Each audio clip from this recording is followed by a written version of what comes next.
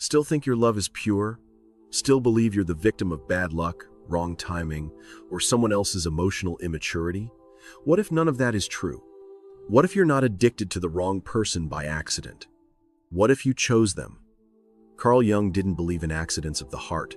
He believed in the shadow. That unspoken, repressed half of your psyche that you spend your life hiding from. But it doesn't disappear. It chooses for you. It desires what you consciously reject, and it always gets its way. That's why you fall for people who injure you in exactly the right way. Because they don't just mirror your trauma, they complete it. You don't want love, you want recognition. You want to be seen in your most broken form and still be desired. And the wrong person? They see it, they touch it, they provoke it. You keep crawling back, not because you're weak, but because you're finally visible. The cruelest truth, you don't want to heal. Healing would mean giving up the drama, giving up the fantasy, giving up the high. And deep down, you'd rather suffer for a story than live without one. You're not the victim here. You're the architect of your own heartbreak. Why do intelligent people, people with insight, depth, and emotional awareness, repeatedly chase the ones who harm them? Why do you return to the same patterns, the same emotional violence, dressed in different faces? Because the unconscious isn't moral. It isn't sane. It doesn't care about your well-being. It cares about wholeness. And to Jung, wholeness includes the darkness. Your attraction to the wrong person is not random. It's psychic. Every abusive lover, emotionally distant partner, or manipulative narcissist you cling to is an emissary of your shadow. This is the part of the psyche Jung warned us about. Not just the hidden desires you suppress, but the secret values you refuse to admit you live by. You say you want love, but your actions betray you. You gravitate toward chaos, toward rejection, toward pain. Because it confirms your narrative. Because it validates the broken mythology you built in childhood. Because it proves that love must be earned through suffering. Most people can't bear this idea. They would rather blame the other. He ghosted me. She manipulated me. They changed. No, they didn't. They revealed the truth. And that truth was always inside you. Once you understand Jung's framework, you don't just decode toxic relationships, you expose yourself. You realize your love life isn't a series of mistakes. It's a ritual, a cycle that feeds the unconscious. One that cannot be broken until you're willing to confront the shadow and accept that the wrong person is exactly the one you needed to meet to face who you truly are. She met him on a dating app, a simple bio, a confident smile. He didn't seem special, but she couldn't stop thinking about him. The first message was cold, almost dismissive, but she leaned in. 3 weeks later, she was emotionally starving and completely hooked. He'd appear, give just enough affection to trigger her dopamine, then disappear. He wasn't cruel. He was worse. Inconsistent, ambiguous, unreadable.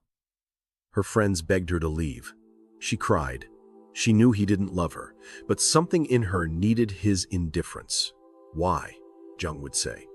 Because he carried her animus, the masculine part of her unconscious. But more than that, he embodied her father's emotional absence. And as long as that wound remained unhealed, she would keep reenacting it. This is the trap of the psyche. What we don't resolve, we repeat. But worse, we eroticize it. She began to desire the very rejection that was destroying her. Why? Because pain was familiar. Because neglect felt like home. Jung believed that what we repress becomes fate. She never admitted her craving to be dominated emotionally, but it ruled her. This man gave her nothing real. And that emptiness, it mirrored her own internal void. She didn't want to be loved. She wanted to be wounded in the right pattern, over and over again. That's how trauma bonds are formed. Not out of manipulation, but out of psychic recognition. He felt like destiny, because he was the shadow's choice. And the shadow always chooses to repeat what the ego won't face. This story isn't rare. It's the norm. Millions live it. Few escape it, because they keep asking the wrong question. Why did he do this to me? Instead of, why did I need it to happen again? 6 months later, she's still there, still checking her phone, still making excuses, still blaming herself. By now, He slept with other women. He doesn't hide it. He mocks her jealousy. And yet she feels more attracted than ever. She tells her therapist she wants to leave. But when it comes time, she freezes. And the reason is simple. The pain is familiar, but freedom is terrifying. Freedom would mean confronting her true fear, that without suffering she's no one. This is the real cost of romantic addiction. Identity. Jung argued that the ego builds itself around whatever gives it the illusion of meaning. And if that meaning is pain, then pain becomes sacred. If love equals struggle, then peace feels fake. So she clings, because peace would demand she let go of the story, the drama, the fantasy that this time he'll change. And that's the sick brilliance of the psyche. It protects the lie at all costs. Society doesn't help. We reward obsession. We romanticize emotional starvation. We tell women that the more you suffer, the deeper the love must be. This is moral rot disguised as culture. We don't warn against toxicity. We fetishize it. And when someone finally leaves, we call them heartless. Because we confuse boundaries with cruelty. We confuse self-respect with selfishness. Jung's psychology shatters this illusion, he said. Until you make the unconscious conscious, it will direct your life. And you will call it fate. You think you're unlucky in love? You're not. You're obedient. Obedient to your inner complexes, to the patterns your shadow clings to. Until you face the part of yourself that needs to be rejected, you will never feel real desire for someone who loves you fully. You will sabotage every healthy connection. You will run from anyone who doesn't injure you. Because your soul is still chasing its first wound. And you've mistaken that wound for passion. Here's the paradox.